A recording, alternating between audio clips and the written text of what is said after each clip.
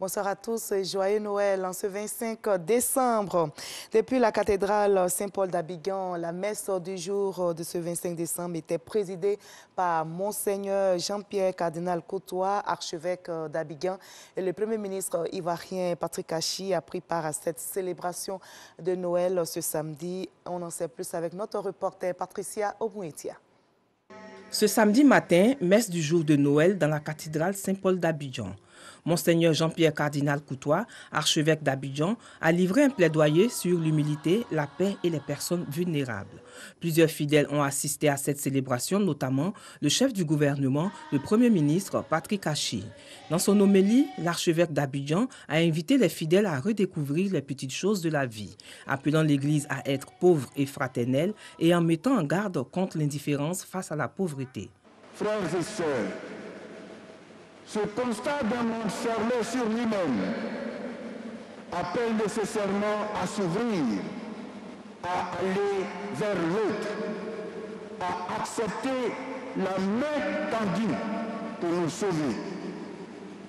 Oui, tant que notre humanité donnera à Dieu un droit de regard sur la gestion de ce monde, alors il continuera sans être pessimiste à aller à vélo. Une célébration sobre, soutenue par la chorale des anges, a laissé apparaître une forte émotion dans les yeux des fidèles au cours de cette messe du jour de la fête de Noël, jour de la naissance de Jésus. La première dame ivoirienne Dominique Ouattara a pris part hier vendredi 24 décembre aux côtés des fidèles catholiques d'Assini Mafia à la célébration anticipée de Noël à la paroisse Sainte-Thérèse de l'Enfant Jésus. La messe a été dite par l'évêque du diocèse de Grand-Bassam et notez que des dons en nature et en espèces d'une valeur totale de 41 millions de francs CFA ont été faits par la première dame de Côte d'Ivoire à la paroisse et aux populations. Notez que la première dame ivoirienne Dominique Ouattara a en outre promis de s'impliquer personnellement dans la réhabilitation de cette église qui a subi, vous vous souvenez, d'importants dégâts provoqués par une tornade. C'était le 1er avril 2020. Et pour sécuriser au mieux la période des fêtes de fin d'année, l'état-major général des armées a mis en œuvre une opération baptisée Mirador 2021 depuis le 15 décembre dernier. Et l'objectif est de permettre aux populations, bien sûr, de passer d'agréables fêtes. Pour s'assurer du bon fonctionnement de cette opération, le chef d'état-major général des armées et les grands commandements ont effectué une visite de terrain pour appeler leurs hommes à la discipline et à la vigilance.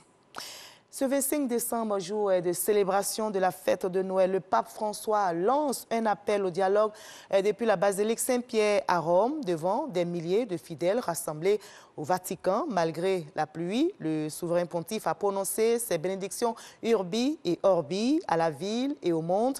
Il invite à entretenir des relations sociales face à la tentation du repli sur soi. Le pape François a exprimé également sa solidarité pour les malades du Covid-19. Il a évoqué de nombreux pays du monde comme la Syrie, le Yémen, l'Ukraine, enlisés dans des conflits que l'on ne devrait donc pas oublier.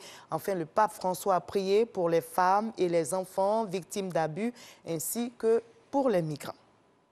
Noël entaché en Birmanie, un massacre dans un village de l'état de Kaya à la frontière thaïlandaise a fait plus de 30 morts. Ces dernières semaines, la région a fait l'objet de combats très virulents.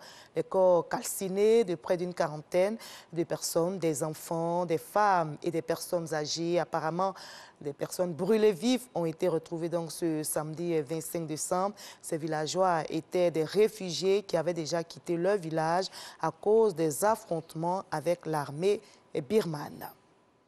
Et nous aurons bien sûr la page culture ce samedi 25 décembre. Notre invitée sera Fatou Keïta. Elle va nous parler de son ouvrage « Allez lâcher un peu la tablette ». Elle va nous dire pourquoi et surtout quels sont les avantages à lâcher les tablettes. On se retrouve ce soir à 20 h.